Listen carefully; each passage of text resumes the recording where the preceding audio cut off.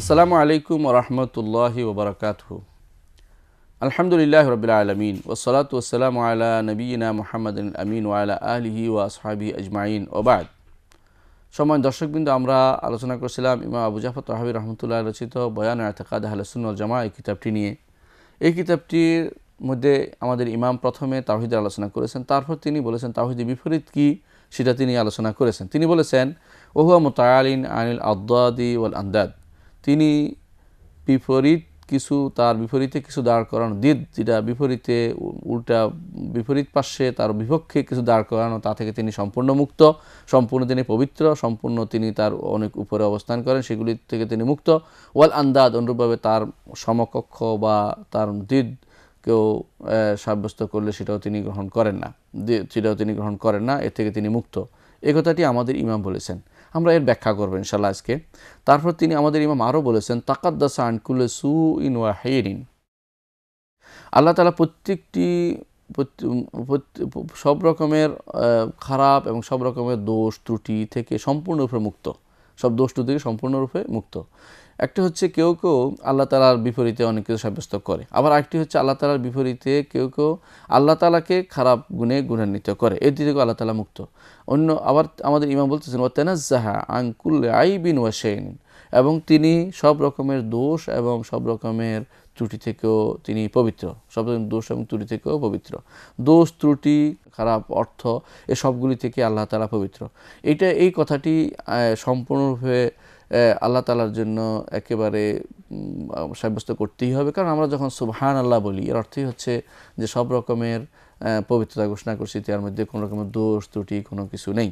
আবার যখন তাকাদ্দাস আসমাউহু ওয়া সিফাতুহু বলি, আল্লাহ তাআলার নাম এবং গুণসমূহ পবিত্র, তখনই একই অর্থ হয়। অর্থাৎ তার নাম গুণ সত্তা, নামে গুণে সত্তায় বা তার কর্মকাণ্ডে কোথাও কোনো রকমের দোষ ধরার কারো কোনো সুযোগ নেই, কারণ তিনি এই সবগুলি থেকে মুক্ত। তার কর্মকাণ্ড সবই সুন্দর, আমাদের কাছে কখনো কখনো সেটা প্রকাশ পায় না বলে আমরা অনেক সময় এটা কেন হলো বলি, কিন্তু তার কর্ম সুন্দর, তার গুণাগুণ সবই সুন্দর, তার নাম সবই সুন্দর। আল্লাহ সেটা নিজেও ঘোষণা করেছেন ওয়ালিল্লাহিল আসমাউল হুসনা ফাদউহু বিহা। সুতরাং আল্লাহ তাআলা সবই সুন্দর, সে সুন্দর হওয়ার কারণে তার নাম, তিনি নিজেও সুন্দর, তার নামও সুন্দর, তার গুণও সুন্দর, তার কর্মকাণ্ডও সুন্দর এবং সঠিক। সেই জন্য তাকাদ্দাসা আন কুল্লি সুইন ওয়া হাইন, যে সব রকমের যত রকমের খারাপই আছে, যত রকমের নিকৃষ্টতম জিনিস আছে, তা থেকে আল্লাহ তাআলা সম্পূর্ণ মুক্ত। একটি শব্দ তিনি একটা বলে দিয়েছেন, কারণ এর চেয়ে বেশি বাড়াবাড়ি করা আবার আল্লাহ তাআলার জন্য উপযোগী হবে না। যখন যে বলবেন যে আল্লাহ তাআলা এইটা করে না, ওইটা করে না, এটা বলা এত কিছু ভিন্নভাবে বলা, মূল একটা কথা বলে দিবে যে আল্লাহ তাআলা সমস্ত রকমের যে কোনো রকমের ভুল বুঝাবুঝি, ভুল অর্থ করা থেকে, তা থেকে মুক্ত, খারাপ থেকে মুক্ত। আবার আমাদের ইমাম বলছেন ও তানাজ্জাহা আন কুল্লি আইবিন ওয়া শাইইন, এবং সব রকমের দোষ এবং সব রকমের ত্রুটি থেকেও আল্লাহ তাআলা সম্পূর্ণরূপে মুক্ত। আমরা দেখলাম প্রথম তিনি আল্লাহ তাআলাকে এক ধরনের আল্লাহ তাআলাকে শিরক থেকে মুক্তির ঘোষণা দিয়েছেন, দ্বিতীয়বার তিনি আল্লাহ তাআলাকে দোষ ত্রুটি থেকেও মুক্ত ঘোষণা দিচ্ছেন।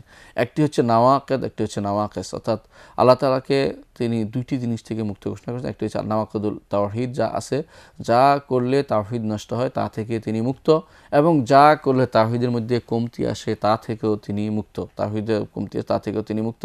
তাওহীদের ব্যাপারে পরিপূর্ণভাবে আল্লাহ তাআলার জন্য তাওহীদ সাব্যস্ত করতে হবে, কোনো রকমের সন্দেহে থাকা যাবে না। এরপর আমাদের ইমাম বলছেন যে ওয়ায়ামলিকু কুল্লা শাইইন ওয়ালা ইয়ামলিকু শাই, তিনি সব কিছুর মালিক, তা কোনো কিছু তার মালিক নয়। ওয়ালা গিনা আনিল্লাহি তারফাত আইন, আল্লাহ থেকে কেউ অমুখাপেক্ষী হতে পারবে না। এক মুহূর্তের জন্য, এক ক্ষণিকের জন্য কখনো আল্লাহ থেকে কেউ অমুখাপেক্ষী একথা বলতে পারবে না। যে কেউ আল্লাহ থেকে এক ক্ষণিকের জন্য অমুখাপেক্ষী হবে ফাকাদ কাফারা, সে কাফের হয়ে যাবে। বরং সব সময় আল্লাহ তাআলার মুখাপেক্ষী আমরা। এই সময় যে সময় বলবো যে আমি আল্লাহ তাআলাকে অমুখাপেক্ষী, সে কাফের হয়ে যাবে। যেন আল্লাহ তাআলা কোরআনে কারীম বলেছেন কাল্লা ইন্নাল ইনসানা লা ইয়াতগা আর রাআহু ইসতাগনা, কখনো নয় মানুষ লা ইয়াতগা, সীমা লঙ্ঘন কখন করে, যখন সে মনে করে যে সে অমুখাপেক্ষী, সীমা লঙ্ঘন করে অর্থাৎ কাফের হয়ে যায়। এই জন্য যে ব্যক্তি কিছু সময়ের জন্য হলেও যদি ব্যক্তি মনে করে যে আমি আল্লাহ থেকে মুক্ত আছি, বা আমি আল্লাহ তাআলার পাকড়াও থেকে মুক্ত, অর্থাৎ অথবা তার প্রয়োজন হবে না, এই যদি কেউ মনে করলে কাফের হয়ে যাবে। ওয়াসারা মিন আহলিল হাইন, এবং সে ধ্বংসপ্রাপ্তদের অন্তর্ভুক্ত হবে। আমাদের ইমাম এরপর বলতেছেন ওয়াল আমনু ওয়াল ইয়াসু ইয়ানকুলান আন মিল্লাতিল ইসলাম, যে নিরাপদ হওয়া এবং নিরাশ হওয়া। নিরাপদ হওয়ার তো কি, একেবারে ভয় শঙ্কাহীন হওয়া, যে কোনো মানুষ ভয় আল্লাহ তাআলা সম্পর্কে একেবারে নিঃসংকোচিত হয়ে যাওয়া, ওয়াল ইয়াসু অনুরূপভাবে একেবারে নিরাশ হয়ে যাওয়া, দুইটাই মানুষকে ইসলাম থেকে বের করে দেয়। এটা কখন করে? যখন আল্লাহ সম্পর্কে তার ধারণা না থাকে, তখনই শুধু মানুষ এটা করতে পারে। কারণ যে ব্যক্তি আল্লাহ সম্পর্কে ধারণা রাখে সে এই কাজটি করে না, বরং তার আল ইমান উবাইনাল খাউফ ওয়ার রাজা, ইমান সবসময় থাকে আশা এবং ভয়ের মাঝখানে। আশা এবং ভয় হচ্ছে যেমন দুটি ডানা, দুটি ডানা না হলে যেভাবে নেভিগেশনে সমস্যা হয় একটি পাখির, তেমনিভাবে একজন ইমানদারের এই দুটি ডানা না হলে তার ইমানের সমস্যা থাকবে। এই দুটি ডানা হচ্ছে, একটি হচ্ছে যে আল খাউফ ওয়ার রাজা, আশা এবং ভয় তার মধ্যে থাকবে, যে একেবারে ভয়ে ভীত হয়ে নিরাশ হয়ে যাবে, এটা যেমন জায়েজ নাই। অনুরূপভাবে একেবারে আশা করতে করতে শঙ্কাহীন হয়ে যাবে, সেটাও জায়েজ নাই। এবং এর মাঝে হচ্ছে ইমান, এই অবস্থায় থাকতে হবে। এই জন্য আমাদের ইমাম বলছেন ওয়াসাবিলুল হক্কে বাইনাহুমা লিআহলিল কিবলা, যে আহলুল কিবলার অনুসারী যারা, অর্থাৎ মুসলিমরা, আহলে সুন্নাত ওয়াল জামাতের আকিদার অনুসারী যারা, তাদের পথই হচ্ছে তারা সাবিল হক, এই দুই পথের মাঝখানে তাদের অবস্থান। এই দুটি মতই তারা গ্রহণ করেন, অন্য কোনো মতে তারা যান না। দুটি মতের মাঝখানে তারা অবস্থান গ্রহণ করেন। সেটা কি? সেটা হচ্ছে যে আমরা ভয়ে ভীত হয়ে নিরাশ হয়ে যাব না, আবার আশা করতে করতে একেবারে নিঃসংকোচিত হয়ে যাব না। এর মাঝখানে থাকব, যে আমরা আল ইমান উবাইনাল খাউফে ওয়ার রাজা, আশা এবং নিরাশার মাঝখানে থাকব।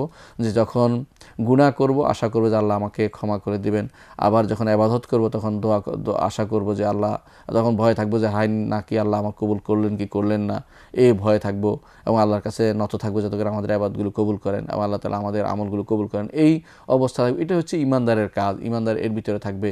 আমরা ওদের মতো হব না যারা কবিরা গুনাহ করলে তাদের কাফের মনে করে, অথবা যারা গুনাহ করতে থাকে আর আল্লাহর উপরে আশার মধ্যে আশা করতে থাকে যে আল্লাহ তাকে ক্ষমা করে দিবেন, এবং সে তওবাও করে না, কিছু করে না। এই জাতীয় মানুষগুলো থেকে আমরা দূরে থাকব। এটা হচ্ছে আমাদের ইমানের পরীক্ষা। আমাদের এই মাধ্যমে আমাদের ইমানটা তাজা থাকবে, এর মাধ্যমে ইমানগুলো প্রসিদ্ধ হবে, ইমানগুলো ঠিক থাকবে। আমাদের ইমাম একথা বলার পরে বলছেন ওয়ালা নুসাদ্দিকু কাহিনান ওয়ালা আররাফান, আমরা কোনো গণককে সত্য বলে বিশ্বাস করব না। ওয়ালা আররাফান, অনুরূপভাবে কোনো যারা ভবিষ্যৎ বক্তা তাদের কোনো মতামতকে সত্য বলে বিশ্বাস করব না। ওয়ালা মান ইয়াদ্দাই শাইয়ান ইউখালিফুল কিতাব ওয়াস সুন্নাহ ওয়া ইজমাউল উম্মাহ, অনুরূপভাবে এমন কাউকে আমরা স্বীকার করব না, যারা এমন স্বীকৃতি দেব না, যারা দাবি করে কোরআন এবং সুন্নাহ ইজমা উম্মতের বিরোধী কিছু দাবি করবে, এমন কাউকে আমরা সত্য বলে মেনে নিব না, এমনভাবে আমরা সত্য বলে মেনে নিব না। আমাদের ইমাম আবু জাফর তাহাবী রহমতুল্লাহ আলাই এই ইমান নষ্ট, আল্লাহর উপর ইমান কীভাবে নষ্ট হয় এই কথাগুলোর মাধ্যমে তিনি সেটা তুলে ধরেছেন। আমরা যদি সংক্ষেপে সেটা বলতে পারি এটা, যে আল্লাহর উপর ইমান নষ্ট হওয়ার মৌলিক কারণ হচ্ছে তিনটি। একটি হচ্ছে যে আল্লাহ তাআলার সাথে শিরিক করা, আরেকটি হচ্ছে আল্লাহ তাআলার বিরুদ্ধে কুফরি করা, অস্বীকার করা, আরেকটি হচ্ছে আল্লাহ তাআলার বিরুদ্ধে বাহ্যিকভাবে অস্বীকার না করলেও অন্তর্গত অস্বীকার করা, অর্থাৎ নিফাকি। এই তিনটি জিনিসের মাধ্যমে মানুষ দিন থেকে বেরিয়ে যায়। আল্লাহর উপর ঈমান বিরোধী কাজ হচ্ছে এই তিনটি, একটি হচ্ছে শিরক, একটি হচ্ছে কুফর, একটি হচ্ছে নিফাক। তার মধ্যে কুফর হচ্ছে সবচেয়ে বড়, কারণ কুফরের মধ্যে আল্লাহর উপর আল্লাহর উপর ঈমান অস্বীকার করলে যেমন কাফের হয়, তেমনি ফেরেশতা অস্বীকার করলেও কাফের হয়, রাসূল অস্বীকার করলেও কাফের হয়, আখিরাত অস্বীকার করলেও কাফের হয়। কিন্তু আল্লাহর উপর ঈমানের সাথে সম্পৃক্ত যে অংশটুকু সেটা হচ্ছে শিরক। আর নিফাক এর চেয়ে আরও ব্যাপক। নিফাক হচ্ছে যে কোনো জিনিসেই আল্লাহ তাআলা এবং তার রাসূল জানিয়ে এসেছেন, তার সামান্যতম জিনিসও কেউ যদি কোনো মুখে স্বীকার করে কিন্তু অন্তর থেকে সেটা স্বীকার না করে, অন্তরে কষ্টের মধ্যে থাকে, তাহলে অবশ্যই নেফাকি হবে। আমরা সরাসরি যে জিনিসটা দেখতে পাচ্ছি, যে জিনিসটা সরাসরি ঈমান বিল্লাহ, আল্লাহর উপর ঈমান বিরোধী, যে জিনিসটা সরাসরি তাওহীদ বিরোধী, যে জিনিসটা সরাসরি আল্লাহ তাআলার একত্বের বিরুদ্ধে মানুষ দাঁড়িয়েছে, যে জিনিসটা নিয়ে, সেই জিনিসটা হচ্ছে শিরক। এই শিরকের বিষয়ে আমরা এখন কিছু আলোচনা করতে চাই। শিরিক হচ্ছে আল্লাহ তাআলার কোনো বৈশিষ্ট্য, তার রুবুবিয়তের বৈশিষ্ট্য হোক, বা নাম গুণের বৈশিষ্ট্য হোক, বা তার ইবাদত জাতীয় বৈশিষ্ট্য হোক, কোনো বৈশিষ্ট্য আল্লাহ তাআলার রুবুবিয়ত হোক, প্রভুত্বে, নাম এবং গুণে, অথবা আল্লাহ তাআলার ইবাদতে অন্য কাউকে শরীক করা, বা আল্লাহ তাআলার প্রভুত্ব, বা আল্লাহ তাআলার নাম গুণ, বা আল্লাহ তাআলার ইবাদতকে অস্বীকার করা, এসবই হচ্ছে শিরক। আল্লাহ তাআলার সাথে সংশ্লিষ্ট জিনিসগুলোকে স্বীকার করা বা অস্বীকার করা, আল্লাহ তাআলা যা স্বীকার করতে বলেছেন তা অস্বীকার করা, আল্লাহ তাআলা যা স্বীকার করতে অস্বীকার করেছেন তার স্বীকৃতি দেওয়া, উল্টাটা করা, অথবা আল্লাহ তাআলা যেটা আল্লাহ তাআলা সুনির্দিষ্ট তার নিজের জন্য সাব্যস্ত করে সেটা অন্য কাউকে দিয়ে দেয়া, বিশেষত্বগুলোকে অন্য কাউকে কোনো কিছু অন্য কারোর জন্য সাব্যস্ত করা, সেটা হচ্ছে শিরক। তাহলে আমরা শিরক বুঝতে পারি যে আল্লাহর সাথে রিলেটেড যেই কোনো আল্লাহর হক বা আল্লাহর বৈশিষ্ট্য, আল্লাহ তাআলার অন্য বৈশিষ্ট্য বা হক যদি কেউ অন্য কাউকে দেয় তাহলে সে শিরক করলো। খাসায়েস রুবুবিয়্যা ওয়াল উলুহিয়্যা অথবা হুকুকুল্লাহ, আল্লাহ তাআলার রুবুবিয়্যার কোনো বৈশিষ্ট্য, আল্লাহ তাআলার নাম এবং গুণের বৈশিষ্ট্য অথবা নাম গুণ, অথবা রুবুবিয়তের নাম গুণ, নাম এবং গুণের বৈশিষ্ট্য অথবা নাম গুণ, এইগুলি কাউকে দিয়ে দেয়া অথবা এগুলো অস্বীকার করা, অথবা উলুহিয়তকে অস্বীকার করা বা উলুহিয়ত কাউকে দিয়ে দেয়া, সবই হচ্ছে শিরক। আল্লাহ তাআলার তাওহীদের বিপরীত যত কিছু আসবে সবই হচ্ছে শিরক, এটা আমাদেরকে মনে রাখতে হবে। এই হিসাবে আমরা যদি কোনো ভাগ করি তাওহীদ, আল্লাহ তাআলা তাওহীদের বিপরীত যে জিনিসটা, সেটাকে আমরা বলতে পারি যে এটা হচ্ছে শিরক। আর শিরক দুই ভাগে বিভক্ত, একটি হচ্ছে শিরকে আকবর, একটি হচ্ছে শিরকে আসগর। শিরকে আকবর, একটি হচ্ছে শিরকে আসগর। শিরকে আসগর হচ্ছে ছোট শিরক, আর শিরকে আকবর হচ্ছে বড় শিরক। দুইটাই শিরক এবং দুইটাই যে কোনো কবিরা গুনাহ থেকে বড়, দুইটাই যে কোনো কবিরা গুনাহ থেকে বড়। এই জন্য আমরা দেখতে পাই ইমাম আব্দুল্লাহ ইবনে মাসউদ রাদিয়াল্লাহু আনহু সাহাবী, তিনি বলছিলেন যে লা আন ইয়াহলিফাল্লাহু লা আন আহলিফা বিল্লাহি কাযাবান আহাব্বু ইলাইয়া আন আহলিফা বিগাইরিল্লাহি সাদিকান। আল্লাহর নামে আমি মিথ্যা শপথ করা অন্য কারো নামে সত্য শপথ করার চেয়ে আমার কাছে বেশি প্রিয়। কেন বেশি প্রিয়? কারণ আল্লাহর নামে মিথ্যা শপথ করলে গুনাহ হবে, কবিরা গুনাহ, কিন্তু আল্লাহ ছাড়া অন্য কারো নামে শপথ করলে সেটা শিরকে আসগরে পরিণত হবে। কখনো কখনো যদি পুরো জিনিসটা অন্য কাউকে খুশি করার জন্য করে তাহলে সেটা, বা অন্য কারোর জন্যই তাকে মনের ভিতরে সেরকম তার মহব্বত, তার ভালোবাসা জাগ্রত থাকে যে তাকে আগায় নিতে, তাকে প্রাধান্য দিতে হবে, এরকম কিছু অবস্থা হলে তাহলে সেটা শিরকে আকবরে পরিণত হয়। এই জন্য আল্লাহর নামে মিথ্যা শপথ করাটা আল্লাহ ছাড়া অন্য কারো নামে মিথ্যা শপথ করার চেয়ে ইবনে মাসউদ রাদিয়াল্লাহু আনহুর কাছে বেশি প্রিয় হয়েছে। এই জন্য যে কারণ এটা একটা কবিরা গুনাহ, আল্লাহর নামে মিথ্যা শপথ করা কবিরা গুনাহ, কিন্তু আল্লাহ ছাড়া অন্য কারো নামে সত্য শপথ করলে সেটা হবে শিরক। আর শিরক কবিরা গুনাহ অন্যান্য কবিরা গুনার চেয়ে বড় গুনাহ। সেই কবিরা তাহলে বুঝতে পারলাম আমরা যে সগীরা কবিরা, বড় ছোট, সেটা ছোট শিরক হোক, বড় শিরক হোক, দুইটাই কিন্তু যে কোনো কবিরা গুনার চেয়ে বড়, যে কোনো কবিরা গুনার চেয়ে বড়, এবং তা থেকে বেঁচে থাকতে হবে। কোরআনে কারিমে আল্লাহ তাআলা এই শিরক থেকে বাঁচার জন্য আমাদেরকে নির্দেশ দিয়েছেন। আল্লাহ তাআলা বলেছেন যে লোকমানের মুখ দিয়ে তার সন্তানকে বলাচ্ছেন, ইয়া বুনাইয়া লা তুশরিক বিল্লাহ ইন্না শিরকা লাযুলমুন আযীম, হে বৎস শিরিক করো না, হে বৎস তুমি শিরিক করো না, হে প্রিয় বৎস তুমি শিরিক করো না, কারণ শিরিক হচ্ছে সবচেয়ে বড় জুলুম। আল্লাহ তাআলা কোরআনে কারীম অন্য জায়গায় বলেছেন যে ইন্নাহু মান ইউশরিক বিল্লাহ ফাকাদ হাররামাল্লাহু আলাইহি জান্নাহ ওয়া মাওয়াহুন নার ওয়া মা লিয-যালিমিনা মিন আনসার। যে ব্যক্তি শিরিক করবে আল্লাহর সাথে, ফাকাদ হাররামাল্লাহু আলাইহিল জান্নাহ, আল্লাহ তার উপরে জান্নাত হারাম করে দিবেন, ওয়া মাওয়াহুন নার, এবং তার ঠিকানা হবে জাহান্নাম, ওয়া মা লিয-যালিমিনা মিন আনসার, আর জালেমদের জন্য, যেহেতু সে জালেম জুলুম করেছে, এই জন্য তার জন্য কোনো সাহায্যকারী পাওয়া যাবে না, কোনো সুপারিশকারী পাওয়া যাবে না, কেউ তার জন্য হাসরের মাঠে কেউ সুপারিশ করবে না এবং দাঁড়াবে না, কারণ মুশরিকের জন্য কোনো সুপারিশ হবে না। এই জন্য আল্লাহ তাআলা কোরআনে কারিমে তাদেরকে নিষেধ করেছেন। অন্য আয়াতে আল্লাহ তাআলা বলেছেন যে ইন্নাল্লাহা লা ইয়াগফিরু আন ইউশরাকা বিহি ওয়া ইয়াগফিরু মা দুনা যালিকা লিমান ইয়াশা। আল্লাহ তাআলা তার সাথে শিরিক যে ব্যক্তি করবে তাকে কোনো রকমেই ক্ষমা করবেন না, শিরিক যে ব্যক্তি করবে। আর এর বিপরীতে যে সমস্ত গুনাহ আছে সেগুলোকে যাকে ইচ্ছা তাকে তিনি ক্ষমা করে দিবেন, আবার বলেছেন এই আয়াতের শেষেই বলেছেন যে ওমা ইউশরিক বিল্লাহি ফাকাদ ইফতারা ইসমান আযীমা, যে ব্যক্তি শিরিক করলো সে তো আল্লাহর উপর মিথ্যা একটি অপবাদ দিল। কারণ শিরিক করবে কেন মিথ্যা অপবাদ দিল? সে না জেনে কথা বলেছে। আল্লাহ তাআলা সব বিরুদ্ধে যেগুলো আর কিছু, সেগুলো হচ্ছে না জানা কথা, জ্ঞানের কথা নয়, সেগুলো হচ্ছে মূঢ়তা থেকে এসেছে। শেষে আল্লাহ তাআলা বলেছেন ওমা ইউশরিক বিল্লাহি ফাকাদ দাল্লা দালালাম বাঈদা, যে কেউ শিরিক করবে সে পথভ্রষ্টতা অনেক দূর এগিয়ে যাবে, গহীন বনে হারিয়ে যাবে, অর্থাৎ সে শিরকের কারণে তাকে আর ফিরে আনার কোনো সুযোগ থাকবে না। কোরআনে কারিমে আল্লাহ তাআলা অন্য আয়াতে বলেছেন ওমা ইউশরিক বিল্লাহি ফাকান্নামা খাররা মিনাস সামা ফাতাখতাফুহু আত-তায়রু আও তাহওয়ি বিহির রিহু ফি মাকানিন সাহিক, যে কেউ শিরিক করবে আল্লাহর সাথে, ফাকান্নামা খাররা মিনাস সামা, যেন আকাশ থেকে পড়ে গেল এবং পাখি তাকে মেরে নিয়ে গেল এবং তাকে এমন জায়গায় ফেলে দিল যেখান থেকে সে আর কোনোদিন ফিরে আসতে পারবে না। সুতরাং শিরিক হচ্ছে এমন জিনিস যে শিরকের কারণে মানুষ দুনিয়াতে সবচেয়ে বেশি ক্ষতিগ্রস্ত হবে এবং আখিরাতেও সবচেয়ে বেশি ক্ষতিগ্রস্ত হবে, আল্লাহ তাআলার নৈকট্য থেকে দূরে সরে যাবে, কোনোদিন জান্নাতে যেতে পারবে না, যে জান্নাত যে জান্নাতের ওয়াদা আল্লাহ তাআলা ঈমানদারদেরকে করেছে, আল্লাহ ঈমানদারদের জন্য করেছেন। কাফেররা সেই জান্নাতের কাছে ভিড়তেও পারবে না, যেতেও পারবে না, এবং সেখান থেকে তারা দূরে থাকবে, এবং তাদের কোনো আনসার থাকবে না, সাহায্যকারী থাকবে না, তাদের কোনো সুপারিশকারী থাকবে না, এবং কেউ তাদেরকে কোনো রকমেই তা থেকে উদ্ধার করতে পারবে না। মুশরিকরা সবসময় নিগৃহীত থাকবে। কোরআনে কারিমে আল্লাহ তাআলা সেটা উল্লেখ করেছেন। রাসূলুল্লাহ সাল্লাল্লাহু আলাইহি ওয়াসাল্লাম হাদিসেও রাসূলুল্লাহ সাল্লাল্লাহু আলাইহি ওয়াসাল্লাম শিরক থেকে মানুষকে মুক্ত থাকার নির্দেশনা দিয়েছেন, এবং বলেছেন যে ঈমান যদি কারো থাকে সে জান্নাতে প্রবেশ করবে, কিন্তু শিরক থাকলে কখনো জান্নাতে যেতে পারবে না। অন্য শিরক ছাড়া অন্য কবিরা গুনাহ থাকলে রাসূলুল্লাহ সাল্লাল্লাহু আলাইহি ওয়াসাল্লাম তার জন্য সুপারিশ করবেন। রাসূল বলেছেন, শাফাআতি লি আহলিল কাবাইর মিন উম্মতি, আমার সুপারিশ থাকবে আমার উম্মতে যারা কবিরা গুনাহ করবে, কবিরা গুনাহধারী লোকদের জন্য আমি সুপারিশ করব। কিন্তু শিরিক করার জন্য কেউ সুপারিশ করবে না, কেউ তাদেরকে কোনোদিন বাঁচাতে আসবে না, এগিয়ে আসবে না। তারা চিরস্থায়ীভাবে খালেদান মুখাল্লাদান ফিন্নার, স্থায়ীভাবে জাহান্নামে চলে যাবে। এটাই হচ্ছে ঘোষণা। সুতরাং এই শিরিক থেকে আমাদের বাঁচার চেষ্টা করতে হবে। এই শিরকের ব্যাপারে আমাদের সাবধান থাকতে হবে। এটা হলো বড় শিরকের ব্যাপারে আমাদের সাবধান থাকতে হবে। ছোটো শিরক থেকেও আমাদেরকে সাবধান থাকতে হবে। ছোটো শিরক কি মানুষকে দিন থেকে বের করে দেয় না বের করে দেয় না, এ ব্যাপারে দুটি মত আছে। একমত হচ্ছে যে হ্যাঁ, অনেক আলেম বলেন যে ছোটো শিরক আল্লাহ তাআলার রহমতের ভিতর থাকবে না, অর্থাৎ ওয়াগফিরু মা দুনা যালিকা লিমান ইয়াশা, আল্লাহর মশিয়তের ভিতর থাকবে না। আল্লাহ ইচ্ছা করলে তাকে যাকে ইচ্ছা তাকে ক্ষমা করে দেন, যেভাবে বলেছেন। ছোটো শিরককারী তার ভিতরে পড়বে না, অর্থাৎ তার জন্য তওবা না করলে সেও সব ভয়ে থাকতে হবে, তাকেও জাহান্নামে যেতে হবে।